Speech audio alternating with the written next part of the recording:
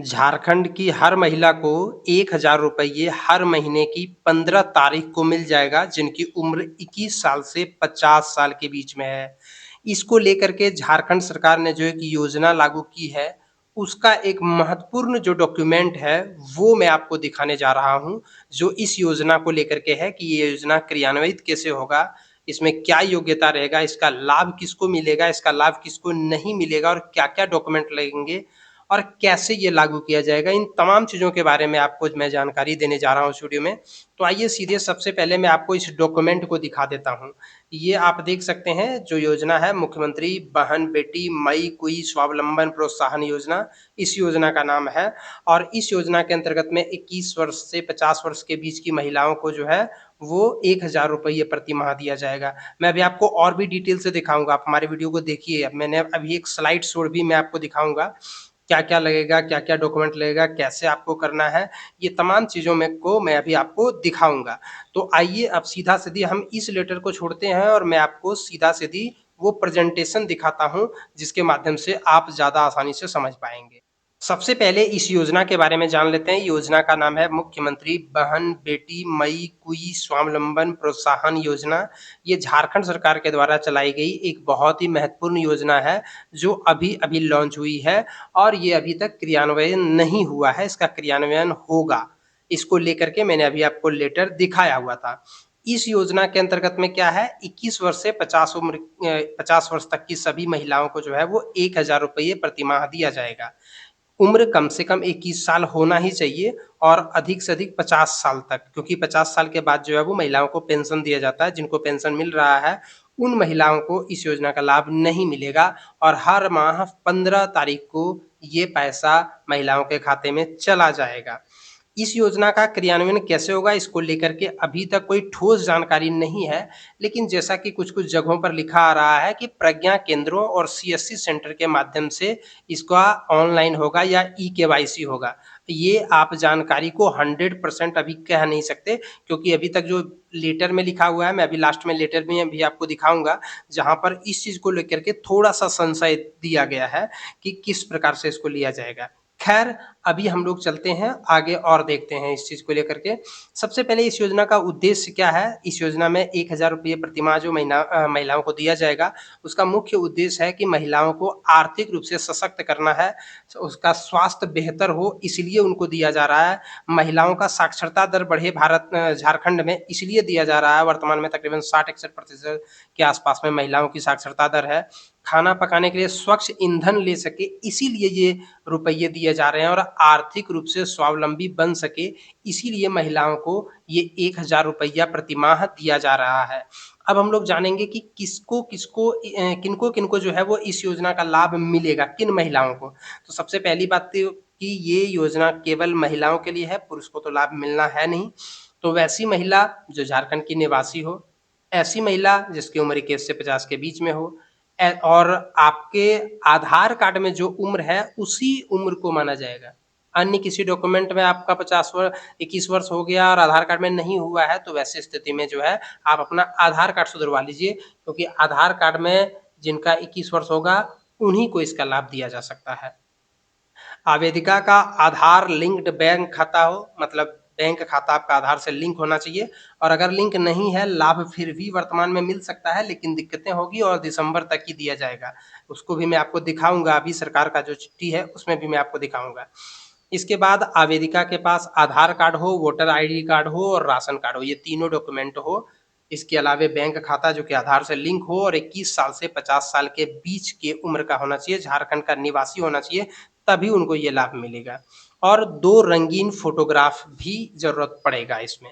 अब हम लोग चलते हैं कि किनको इस योजना का लाभ नहीं मिलेगा। तो वैसी महिलाएँ जो खुद सरकारी विभाग में काम करता हो, संविदा पर काम करता हो या फिर उनको पेंशन प्राप्त हो रहा हो, सरकारी पेंशन या फिर वृद्धा पेंशन, जो भी पेंशन प्राप्त हो रहा हो, वैसी महिलाओं को इसका लाभ नहीं मिलेगा। अगर उसका पति जो है वो काम कर रहा है, सरकारी जॉब है, संविदा कर्मी है, तो वैसी महिलाओं को भी इसका लाभ नहीं मिलेगा। अगर वर्तमान में परिवार में कोई विधायक, सांसद अगर ये सब है, तो वैसे घर की महिलाओं को इसका लाभ नहीं मिलेगा। जब मैं परिवार बोल रहा हूँ, तो परिवार का मतलब है पति-पत्नी और 18 साल से कम उम्र के बच्चे और दिव्यांग बच्चे, जितना भी उम्र का हो, वो भी उस परिवार का हिस्सा होगा। आयकर प्रदान करने वाली महिला जो इनकम टैक्स भरती है, ऐसी महिलाओं को ये वाला योजना का लाभ नहीं मिलेगा। पीएफ धारी महिलाओं को भी इसका लाभ नहीं मिलेगा और जिनको पेंशन प्राप्त हो रहा है, सामाजिक सुरक्षा पेंशन, वृद्धा पेंशन वगैरह, उनको भी इस योजना का लाभ नहीं मिलेगा। अब हम बात करते हैं कि कौन-कौन सा डॉक्यूमेंट लगेगा आपको इस योजना का लाभ उठाने के लिए। तो सबसे पहला जो डॉक्यूमेंट आपके पास होना चाहिए वो है आधार कार्ड। दूसरा जो मैं डॉक्यूमेंट होना चाहिए वो है वोटर आईडी कार्ड। तीसरा राशन कार्ड। चौथा डॉक्यूमेंट बैंक पासबुक जो कि आधार से लिंक होना चाहिए। पासपोर्ट साइज 2 फोटो और इस योजना का फॉर्म। अभी तक इस योजना का फॉर्म नहीं बनाया गया है। इस योजना का फॉर्म जब तैयार हो जाएगा तो हमारे चैनल से ऑलरेडी हम अपडेट कर देंगे आपको। तो इसलिए आप हमारे चैनल को सब्सक्राइब करके रखिएगा ताकि हर अपडेट आप तक सबसे पहले पहुँच सके। इस योजना का फॉर्म अभी तक उपलब्ध नहीं है, ये बनाया जाएगा। मैं अभी आपको सब चीज़ दिखाऊँगा, मैं जो बोल रहा हूँ उन सबों का प्रूफ मैं आपको अंत में दिखाऊँगा, तो आप हमारे वीडियो को पूरा ज़रूर देखिएगा। क्योंकि बाकी सारे यूट्यूबर की तरह जो है वह झूठ परोसना सही नहीं है और हम जो बोल रहे हैं उसका मैं आपको प्रूफ भी दिखाऊँगा। अब हम चलते हैं कुछ अन्य जानकारियों के ऊपर और वो अन्य जानकारियाँ क्या है कि इसके लिए जो हो सकता है शिविरों का आयोजन हो और शिविरों के माध्यम से आवेदन प्राप्त किया जाएगा। आवेदन आपका शिविर में जमा लिया जाएगा। अगले माह से शायद शिविर का आयोजन होगा या इस माह के अंत तक शिविर का आयोजन हो सकता है। जाँचोपरांत भुगतान होगा, आपने शिविर में आवेदन दिया, फिर उसका जाँच होगा, ई-केवाईसी वगैरह होगा, तब जाकर के भुगतान होगा।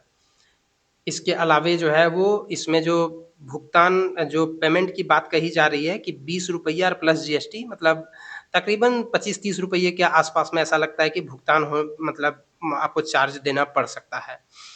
आवेदक को स्वयं आवेदिका को स्वयं जो है वो शिविर जाना होगा जहाँ उनका लाइव फ़ोटो लिया जाएगा। ऐसा कहा जा रहा है लेकिन मेरे ख़्याल से ये पॉसिबल लग नहीं रहा क्योंकि एक जगह शिविर लगेगा, मान लीजिए एक पंचायत में एक जगह शिविर लगा, वहाँ पर तो 5,000 महिलाएँ पहुँच जाएगी। उन लोगों का किस प्रकार के माध्यम से जो है वो लाइव फ़ोटो लिया जाएगा, ये मेरे समझ से बाहर है, लेकिन सरकार ने अपनी चिट्ठी में लिखा हुआ है, मैं अभी आपको दिखाऊँगा भी। तो इसीलिए मेरे ख़्याल से ये एक बोल सकते हैं कि बाद में बदलाव किया जा सकता है, ये सब चीज़ें पॉसिबल हो पाना बहुत मुश्किल है। और जितने भी आपको डॉक्यूमेंट देना है, उन सभी डॉक्यूमेंट पर आपको अपना साइन करके देना है, मतलब जो आवेदिका है, वो अपना साइन करके देंगी। और हर महीने के 15 तारीख को आपके खाते में जो है वो डीबीटी के माध्यम से ये पैसा आ जाएगा, ₹1000 प्रतिमाह जो है, वो आपके खाते में खटाखट आ जाएगा। इस योजना का क्रियान्वयन से संबंधित जानकारियों में भी बदलाव संभव है। हमारे चैनल से जुड़े हुए रहिए, हर बदलाव का आपको अपडेट मिलेगा। अब मैंने जो आपको चीज़ें बताया, वो सभी चीज़ों को मैं एक बार पुनः आपको दिखा देना चाहता हूँ, सरकार की उस चिट्ठी में। सरकार द्वारा जारी किया गया ये वाला लेटर है, इस लेटर में अगर आप देखेंगे, तो सबसे पहले यहाँ पर देखिए सारी सी बातें जो है वो लिखी गई हैं। सारी बातें यहाँ पर लिखी गई है कि किनको क्या-क्या डॉक्यूमेंट लगेगा, जो मैंने अभी आपको बताया। इसके अलावे किनको-किनको लाभ नहीं मिलेगा, वो मैंने आपको बताया अभी। इसके अलावे क्या-क्या डॉक्यूमेंट देना होगा, वो सब मैंने बताया देखिए और ये 3 डॉक्यूमेंट तो अनिवार्य है, जिसमें स्टार लगा हुआ है, देखिए यहाँ पे। आवेदिका का मतदान पहचान पत्र, आधार कार्ड, राशन कार्ड, ये सब जो है वो आवश्यक डॉक्यूमेंट है, ये आपको देना ही होगा। देखिए, आधार कार्ड में वर्णित उम्र मान्य होगा, देखिए आधार कार्ड में जो आपका डेट ऑफ बर्थ होगा, वही मान्य होगा। इसके बाद अब आप देखिए कि क्या लिखा हुआ है यहाँ पर, जो मैंने आपको बताया हुआ था कि सबसे पहले जो है वो क्या होगा, ग्रामीण क्षेत्र में ग्रामीण क्षेत्र में संबंधित प्रखंड विकास पदाधिकारी, शहरी क्षेत्र में अंचल अधिकारी द्वारा आवेदन ऑफलाइन प्राप्त किया जाएगा। और यहाँ पर देखिए जो लिखा हुआ है, आवेदक महिला को स्वयं कैंप स्थल पर उपस्थित होना आवश्यक होगा ताकि उनका लाइव फ़ोटो लिया जा सके एवं आधार ऑथेंटिकेशन किया जा सके, यानी आपका लाइव फ़ोटो भी लिया जाएगा, बायोमेट्रिक भी लिया जाएगा। ये पॉसिबल नहीं हो पाएगा क्योंकि यहाँ पर जो बातें लिखी गई है, उपायुक्त के नेतृत्व में पंचायत और प्रखंड स्तर पर आयोजित विशेष कैंप में विविध प्रपत्र में आवेदन प्राप्त किया जाएगा। तो ये बातें मैंने अभी आपको बताया कि ये सब पॉसिबल नहीं हो पाएगा। फिर लिखा है कि भविष्य में वेब पोर्टल विकसित होने की स्थिति में आवेदन की प्राप्ति एवं स्वीकृति ऑनलाइन की जाएगी, कि अगर हो सकता है कि ऑनलाइन कोई वेबसाइट बन जाए, पोर्टल विकसित हो जाए तो ऑनलाइन आवेदन लिया जा सकता है। ये पॉसिबल हो जाएगा, अगर ये ऑनलाइन बनता है तो। तो आप हमारे इस चैनल को सब्सक्राइब करके रखिएगा, मैं आपको अभी बताऊँगा कि आपको क्या करना है। यहाँ देखिए लिखा हुआ प्रत्येक माह की 15 तारीख तक आर्थिक सहायता राशि सभी लाभार्थियों के खाते में चला जाएगा। ये बात भी बिल्कुल सही है। हर वर्ष डिजिटल लाइफ सर्टिफ़िकेट का माँग किया जाएगा और लाभार्थी की मृत्यु होने की स्थिति में लाभार्थी अपने पते पर 6 माह से अधिक समय तक नहीं रहने की स्थिति में या अन्य जो अर्हता है वो नहीं करने की स्थिति में जो है वो उनका नाम जो है वो हटाया जा सकता है। ये तमाम बातें जो है यहाँ पर लिखी हुई हैं। और यहाँ पर बात दी गई है कि अगर आपका आवेदन पर विचार नहीं किया था तो क्या होगा?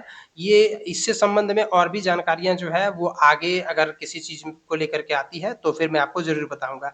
अच्छा, एक और बात जो मैंने आपको बताया कि प्रज्ञा केंद्र के माध्यम से किया जाएगा, देखिए यहाँ पर लिखा हुआ है कि इच्छुक आवेदनकर्ता द्वारा समर्पित पहचान संबंधित जननांकीय आंकड़े, आधार एवं बैंक विवरणी, अपवर्जक मानक एवं संबंधित अन्य अभिलेख इत्यादि का संग्रहण, प्रविष्टियाँ, सत्यापन, ई-केवाईसी इत्यादि संबंधी तकनीकी सेवाओं का संपादन CSC e governance service India limited, इसी को सीएससी को ही हमारे झारखंड में प्रज्ञा केंद्र कहा जाता है, तो उसमें उसके माध्यम से कराया जा सकता है, ऐसा यहाँ पर लिखा हुआ है।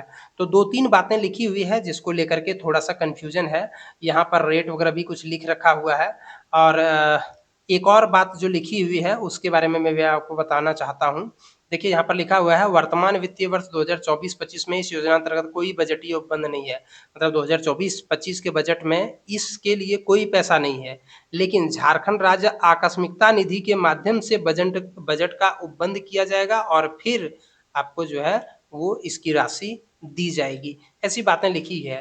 ख़ैर इस योजना से संबंधित और भी जो भी अपडेट आएगा उसका मैं ठोस और प्रामाणिक जानकारी आप तक पहुँचाऊँगा। तो आप हमारे चैनल को सब्सक्राइब करके रखिए क्योंकि बाकी सारे यूट्यूबर्स की तरह झूठ फैलाना गलत बात है, वो मैं नहीं करता। धन्यवाद।